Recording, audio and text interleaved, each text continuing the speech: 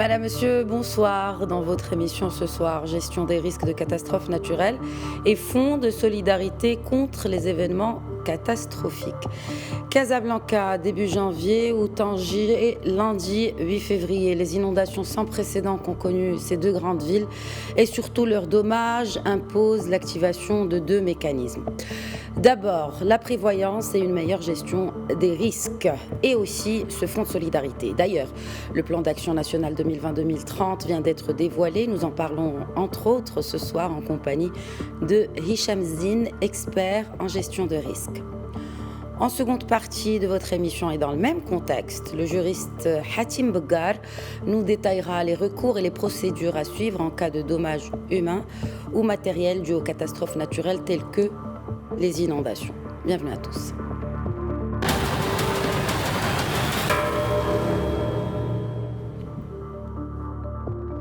Lors du conseil de gouvernement tenu le 4 février, le ministère de l'Intérieur a dévoilé son plan d'action national 2020-2030 de gestion des risques de catastrophes naturelles en application des hautes orientations royales et conformément aux objectifs du cadre de Sendai pour la réduction des risques de catastrophes.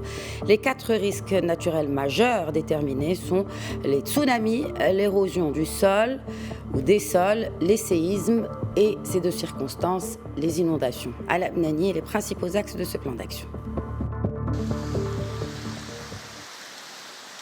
Protéger la vie et les biens des citoyens contre les effets des catastrophes naturelles. C'est l'objectif ambitieux du tout récent plan d'action 2020-2030 lancé par le ministère de l'Intérieur. Pour ce faire, les parties prenantes travailleront sur 5 axes stratégiques répartis en 18 programmes et 56 projets. Il s'agit premièrement de renforcer la gouvernance et la gestion des catastrophes naturelles. Le ministère de l'Intérieur s'engagera aussi dans un deuxième axe à améliorer la connaissance et l'évaluation des risques naturels. Le troisième axe est relatif à la prévention des risques naturels et le renforcement de la capacité de réponse. Pour ce qui est du quatrième axe, il concerne la manière avec laquelle les autorités doivent se préparer aux catastrophes naturelles. Enfin, le dernier axe se penche sur la reconstruction efficace, ainsi qu'au renforcement de la recherche scientifique et de la coopération internationale et la construction des compétences dans le domaine de la gestion des risques naturels. Pour mettre en œuvre ce plan d'action national, un programme de travail complet a été fixé pour la période 2020-2025. Selon la direction de la météorologie nationale, pour la journée du 8 février, les précipitations à Tanger ont atteint 39 mm en l'espace de 6 heures seulement, de 6 heures du matin à midi. Il y a un mois, d'après les chiffres annoncés par la direction de la LIDEC, en 6 jours seulement, la capitale économique a enregistré 250 mm de précipitations, soit l'équivalent de 69% des pluies de toute une année. Et j'ai le plaisir d'accueillir depuis Rabat Hicham Zine, expert en gestion de risque. Bonsoir Hicham Zine. Bonsoir. Donc on vient de l'écouter, le plan d'action national 2020-2030 de gestion des risques de catastrophes naturelles a été dévoilé. Rappelons que c'est en application des hautes orientations royales et conformément aux objectifs du cadre de Sendai. De quoi s'agit-il ? Quels sont en tout cas les principaux engagements du Maroc dans le cadre de Sendai ? D'accord. D'abord, je vous remercie pour cette invitation. C'est un grand plaisir de prendre part de cette émission. Alors, le cadre d'action de Sendai 2015-2020 a été conçu en se basant sur un long processus. C'est une continuité en quelque sorte et une amélioration du cadre d'action de Hyogo. De 2000 qui a été en fait mise en œuvre au cours des années 2000, la période 2000-2015. Alors, le cadre d'action de Sendai, ça a été bâti en se basant sur un processus hautement concerté, impliquant tous les États, les États membres, les organisations internationales, les organisations régionales, et même, il y avait même la consultation du grand public, les ONG. Alors, il contient en son sein 5 priorités. D'abord, la compréhension des risques de catastrophe. C'est important d'améliorer notre compréhension des risques de catastrophe. L'amélioration également et le renforcement de la gouvernance des risques de catastrophe pour mieux gérer, les gérer au moment opportun, intervenir, c'est préparer. Et également l'amélioration de la résilience à travers des investissements en matière de réduction des risques de catastrophe. La quatrième priorité, quant à elle, il se penche sur la préparation aux catastrophes. Donc, on doit se préparer, c'est toute question de veille, d'urgence, d'intervention, de mise en place des plans Orsec et bien d'autres. Et il se penche également sur l'amélioration de la reconstruction. Donc, les anglophones ils parlent de building back better. Donc, c'est mieux reconstruire parce qu'on considère que dans le passé, on a eu des erreurs, on a eu en matière d'aménagement de territoire, d'urbanisme. Et donc là, il faudrait mieux reconstruire. Donc, mieux reconstruire. Oui, je voudrais revenir sur le quatrième axe. Et finalement, ces axes du cadre de Sendai ressemblent beaucoup aux principaux axes, les 4 axes du plan national d'action pour la gestion des risques présenté par le ministère de l'Intérieur. Mais je voudrais savoir justement à qui incombe la responsabilité de la prévoyance, Hicham Zine. Alors, l'activité de la prévoyance, d'ailleurs, oui, je confirme. Donc, on s'est inspiré de ça, du cadre d'action de Sendai, puisque ça a été ratifié par le Maroc. Même le cadre d'action de Hugo, ça a été ratifié. Et donc, on travaille sur les mêmes axes et même sur le même horizon en quelque sorte. Alors, la prévoyance revient vraiment, c'est pratiquement, il appartient à toutes les structures, gouvernementales, territoriale, c'est l'affaire des ONG, c'est les affaires également des citoyens. Donc c'est l'affaire de tout le monde. Donc on doit travailler, améliorer la culture de gestion des risques dans notre pays. Ce n'est pas vraiment une responsabilité spécifique à une institution ou 2 institutions. C'est un travail collégial basé sur la concertation, surtout sur la coordination. Très bien. Qu'il n'y a pas un élargissement, à ma connaissance, vers les experts nationaux, vers le secteur privé. Donc, il est indiqué quand on lit un peu la stratégie nationale de réduction des risques de catastrophe. Ça touche relativement le secteur privé, mais il n'y a pas, à ma connaissance, il n'y a pas une forte implication de toutes les structures. Et c'est fortement recommandé, d'ailleurs, même le cadre d'action de Sendai. Donc, il insiste sur ces aspects-là liés à l'implication et la concertation, l'inclusion de tous les partenaires. Est-ce que le cadre juridique joue en faveur de cela? Car depuis le Daher instituant un régime de couverture de conséquences des catastrophes naturelles, modifiant et complétant plutôt Code des assurances, ce Daher date du 25 août 2016. Le cadre juridique, selon vous, est-il adéquat, selon vous, Hicham Zine?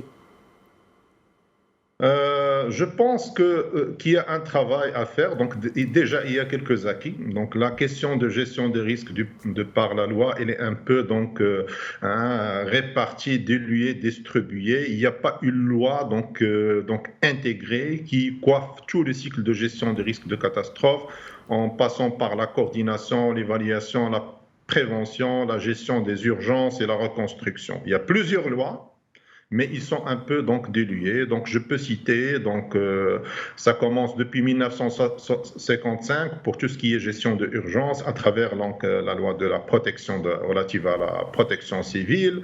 Il y a la loi sur l'eau, il y a la loi qui touche à la sécheresse, il y a également la loi numéro 11.3 relative à la protection et à la mise en valeur de l'environnement. Il y a énormément de lois, mais il faudrait peut-être avoir une loi dédiée à la gestion des risques en prenant en considération tout son cycle. Très bien. Voilà. Est-ce que l'humain a également un rôle à jouer dans l'aggravation de l'impact d'une catastrophe naturelle, Hicham Zine? Oui, énormément. Et je dirais même, le mot catastrophe naturelle, elle est controversée à travers le monde. On ne peut pas parler d'une catastrophe, on va dire, purement naturelle. Par exemple, les inondations, moi je considère que le phénomène, elle est naturel, mais la catastrophe, elle est en partie naturelle et en partie due à la gestion des territoires, à l'urbanisation. Est-ce puisqu'on a construit dans les lits des oueds, on n'avait pas des cartes également sur le plan législatif qui nous indiquent là où il ne faut pas reconstruire et là où il faudrait construire, mais avec avec des mesures de réduction de risques et des projets de réduction des risques un peu élevés. Et l'impact de l'homme et l'implication de l'homme donc remonte également donc aux amont des bassins versants. On a procédé au défrichissement de la forêt et donc tout le système hydrologique, les systèmes hydrologiques des bassins versants, la circulation de l'eau depuis les précipitations, l'infiltration, etc. Donc il est un peu perturbé. Donc il y a une forte implication donc de l'homme, mais cette implication un peu il change en fonction de l'aléa, de type d'aléa. Bon, pour les inondations, je pense qu'il est la contribution de l'homme, donc à travers cette gestion d'occupation des sols, elle est vraiment très importante. Si on prend le tremblement de terre, donc je pense que relativement, il est moins important. Si on prend de la sécheresse, d'ailleurs la sécheresse, donc c'est un aléa naturel, mais on ne le voit pas dans la stratégie nationale de réduction des risques de catastrophe, elle est plus naturelle que les inondations. On ne le voit pas. Et ces impacts, ils sont lourds et coûteux. Alors, puisqu'on parle de données, et puisque vous avez évoqué la donnée, selon la Cour des comptes, l'analyse des données fournies par la Direction de la météorologie nationale montre certaines difficultés à alerter à un niveau territorial circonscrit, notamment les lieux susceptibles de subir le plus d'impact durant les situations extrêmes. Alors justement, par rapport à l'analyse de ces données, que faut-il faire selon vous, Hicham Zine ? Moi, personnellement, je pense que donc l'ADMN, vraiment, il a fait beaucoup de progrès. Donc, mais il y a toujours un chemin, il y a toujours un chemin à faire. Donc, pour descendre et raffiner un peu la résolution spatiale ou bien l'échelle donc des prévisions sur le plan temporel, mais également sur le plan spatial. Donc, il y a des prévisions et donc la prévision, en quelque sorte, tout ce qui est donc prévision et mise en place des systèmes d'alerte. Donc, la direction générale, maintenant, c'est la direction générale de la météorologie. Donc, il a ses propres systèmes d'alerte météorologiques. C'est en quelque sorte, c'est la fin de la phase. Donc, ces systèmes-là s'assoient vers la fin de gestion de la prévention. Avant ces systèmes-là, on doit d'abord évaluer les risques. Ça, c'est vraiment extrêmement important. On doit évaluer les risques, élaborer des plans à différentes échelles, donc à l'échelle régionale pour donc voir un peu les priorités et les zones d'urgence à l'échelle des régions, à l'échelle provinciale et préfectorale, aux échelles provinciales et préfectorales, mais aussi à l'échelle communale. C'est très important. Aujourd'hui, on ne peut pas faire du développement durable sans prendre en considération. C'est à la fois donc les systèmes d'alerte, c'est un tout en quelque sorte. C'est les systèmes d'alerte, mais également c'est les cartes d'évaluation des risques. Ils sont vraiment très importantes parce qu'ils vont orienter le processus de développement au sein de communes. On va éviter à construire ou bien élaborer des projets dans des zones qui sont fortement menacées, s'orienter vers des zones qui sont relativement donc peu exposées aux aléas naturels. Merci beaucoup. Merci Hicham Zine, expert en gestion de risque, d'avoir répondu aux questions de Médien TV. Merci. Je vous en prie, madame. Et toujours dans le même contexte, nous passons tout de suite à la seconde partie de Questions Écho.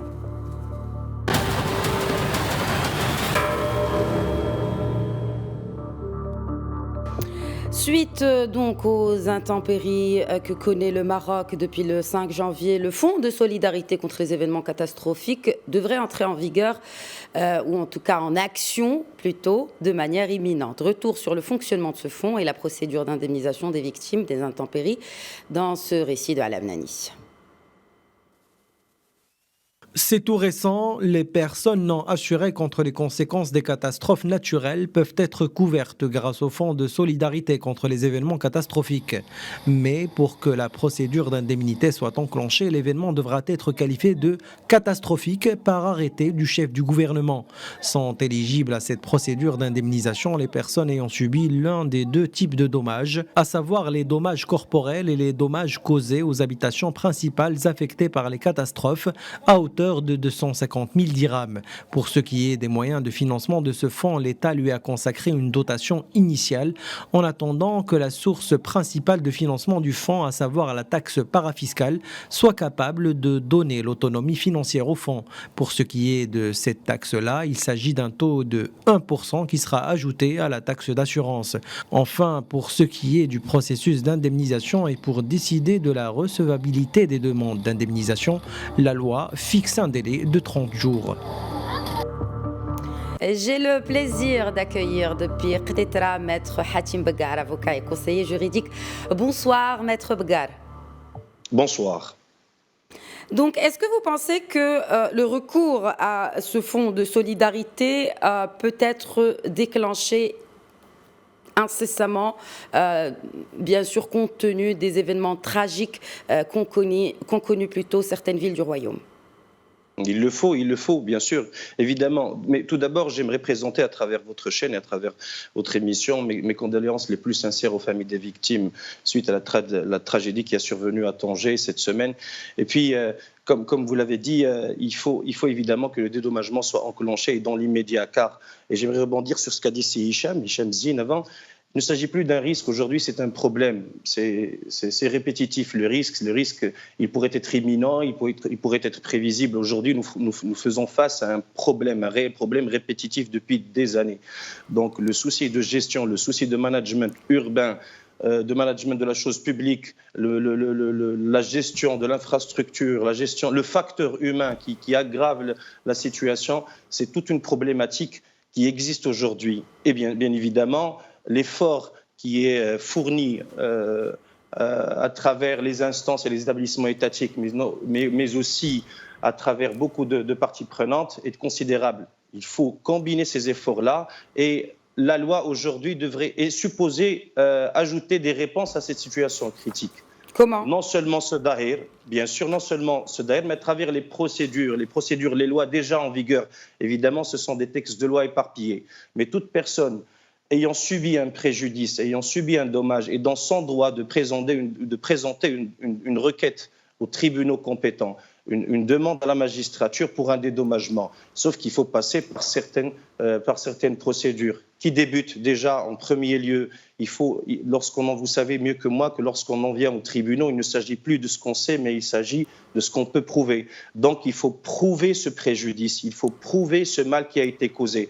La meilleure des façons, c'est soit via un PV officiel rédigé par un huissier de justice ou à travers une expertise via ordonnance du président du tribunal de première instance compétent, territorialement parlant. Puis aussi, il faut prouver le lien de cause à effet, le lien de causalité. Qui est en cause de ce mal-là? Monsieur Zine a dit que le facteur humain est un facteur à haut risque. Je le conçois parfaitement, mais il y a aussi des conditions supposées dans cette situation. La gestion étatique, la gestion des communes, la gestion des établissements, la gestion déléguée pour certains établissements. Donc la responsabilité qu'il faudra soulever, c'est cette responsabilité-là aussi. Mais il faut le prouver. Il faut le prouver comment? Via ce que je vous ai dit. Et bien sûr, ce dédommagement doit être quantifié via une expertise au sein des tribunaux pour préciser plus ou moins exactement le degré de gravité de ce préjudice, de ce mal-là et le dédommager. Vous parlez de procédure justement. Alors comment commence cette procédure? Il faut appeler un huissier de justice d'abord pour évaluer l'ampleur des dégâts, n'est-ce pas? Oui, bien sûr. Pourquoi? Parce qu'un PV rédigé par un huissier de justice est un PV officiel authentique qui sert en guise de preuve irréfutable. Mais aussi, il y a une autre alternative. Demander auprès du président du tribunal de première instance compétent territorialement bien sûr, ce qui se passe à Tanger devrait être présenté au président du tribunal de Tanger, à Kenitra la même chose, et ainsi de suite. Donc demander une expertise via ordonnance du président de ce tribunal, une expertise qui peut être présentée aussi en guise de preuve du dommage, qui est plus explicite, plus conforme à cette situation et plus à même de préciser le degré de gravité du dommage, la cause directe ou indirecte de ce dommage et estimer le dédommagement. Selon vous, qui doit rembourser, Maître Begar? Donc, il y a bien sûr le recours à ce fonds de solidarité pour les personnes non assurées, mais qui autre, selon vous, et selon bien sûr la loi, n'est-ce pas, qui doit rembourser les personnes qui ont été endommagées directement ou indirectement, comme vous le disiez si bien, par les inondations? La personne physique ou morale responsable. C'est pour ça que je vous ai dit qu'il faut vraiment établir le lien de cause à effet, le lien de causalité. Qui est en cause directement ou indirectement de ce mal?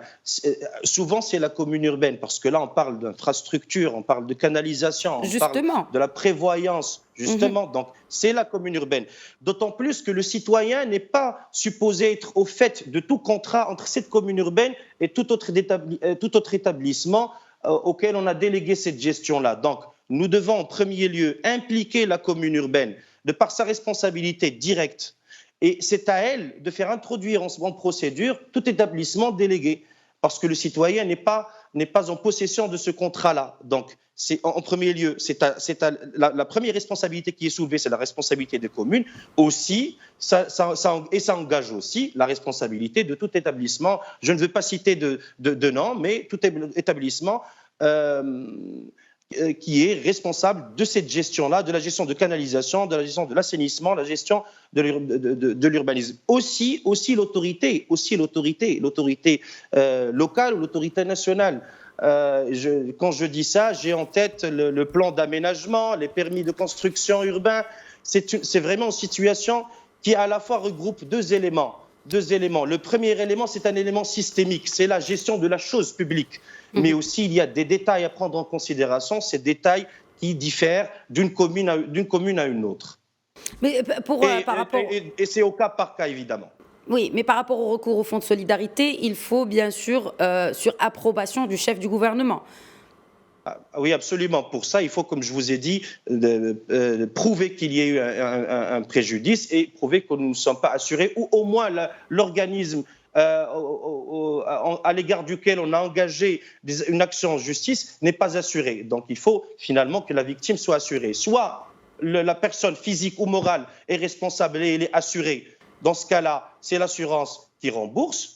Soit elle n'est pas assurée, et dans ce cas-là, cette caisse-là, c'est à travers le chef de gouvernement que ça devrait se passer, parce que l'objectif ultime, l'objectif final, c'est que toute victime soit dédommagée, ou la famille des victimes soit dédommagée pour le préjudice qui les a atteints. Sinon, par exemple, si on devait établir un ratio sur les personnes qui sont vraiment dédommagées, est-ce qu'on peut peut-être avoir une idée dessus sur tous les dossiers qui sont soumis? Je sais que vous n'avez pas en tête tous les chiffres, mais selon votre expérience. Écoutez, bien sûr, je n'ai pas les chiffres, mais c'est une évidence. Alors, il peut y avoir des victimes qui ont subi un préjudice à leur domicile. On peut avoir des commerçants, on peut avoir des victimes humaines, on peut avoir un préjudice économique, toutes sortes de préjudices. Il faut juste le prouver. Et il y a des délais à respecter. C'est ce que j'aimerais souligner par rapport à cette situation, c'est qu'il y a des délais à respecter, qu'il ne faut pas dépasser. C'est-à-dire les 30 jours? Oui, bien sûr. Ça, c'est pour la caisse. Les 30 jours pour le dédommagement de la caisse, c'est le fonds de solidarité. Mais pour les autres procédures engagées en justice, il y a d'autres délais qui sont beaucoup plus étalés dans le temps. Donc, les gens ont largement le temps de saisir la justice. Est-ce que justement, il y a une différence? Il y a une différence entre les dégâts. Par exemple, si on a des dégâts dans l'habitation, sont différents, par exemple, de l'assurance pour les véhicules. Est-ce que déjà les véhicules, Maître Begar, sont assurés? Les véhicules couverts, bien naturellement, cela va de soi, sont-ils assurés en cas de dommages dus aux inondations? Tout dépend du contrat d'assurance. Par exemple, si vous avez une assurance tout risque tierce, donc tout dommage, vous êtes assuré pour tout dommage. Mais si vous avez un contrat d'assurance limité par rapport à certaines options qui n'atteignent pas ce niveau-là, donc vous ne serez pas dédommagé. Par contre, les assurances en ont pris conscience récemment. Après, je pense que ça a été entré en vigueur dès cette année. Ils ont ajouté une clause pour des risques de ce genre-là. Mais il faut être assuré, avoir signé un contrat qui couvre effectivement ce risque-là. Très bien. Ou sinon, il faudra faire appel à ce fonds de solidarité puisqu'on n'est pas assuré. Bon, alors on va terminer par les commerces. Quelle est j'imagine que la procédure doit être toujours la même. Mais est-ce qu'il y a une différence peut-être majeure? Est-ce que déjà tous les commerces sont assurés? Et comment cela se passe pour les dégâts sur l'activité économique? Dans ce cas de figure, il faut faire la part des choses. Soit nous sommes assurés, je suis assuré en tant que commerçant, et là je suis couvert indépendamment de tout autre facteur, que ce soit la personne physique ou morale responsable de ce dommage-là, de ce préjudice. Moi, je suis assuré, quelles qu'en soient les conséquences, quelles qu'en soient les circonstances aussi. Mais le cas le plus récurrent, qu'on trouve le plus souvent, c'est que la personne responsable de ce préjudice-là devrait supposer être rassurée. En l'occurrence, c'est soit l'État, soit une commune, soit un établissement public ou semi-public qui est effectivement assuré. Donc, j'aimerais à travers vous rassurer les victimes en leur disant que si vous n'êtes pas assuré vous-même, l'établissement qui est il faut juste prouver ce lien de causalité. Mais cet établissement-là est supposé être assuré et son assurance devra vous rembourser à hauteur de votre préjudice. Merci beaucoup, Maître Hatim Begar, pour l'ensemble de ces explications très précieuses en ces temps que nous sommes en train de vivre. Merci beaucoup. Volontiers, c'est moi. Bon courage. Voilà, c'est la fin de Question Écho. Mais avant de se quitter, un rappel très important. Donc, si vous ne le savez pas encore, eh bien, sachez que Média a lancé depuis lundi son nouveau média digital, Média News. Il s'agit d'un fruit des synergies entre les rédactions de RMI, Radio Méditerranée Internationale, et Média TV, avec bien sûr des productions numériques, une expérience singulière du traitement de l'information, des articles multimédia, en passant par les contenus vidéo aux audios, aux capsules informatives, sans oublier bien sûr, comme c'est le cas de votre émission d'analyse et de décryptage Question Écho. En tout cas, il s'agit aussi de formats innovants pour bien comprendre l'actualité.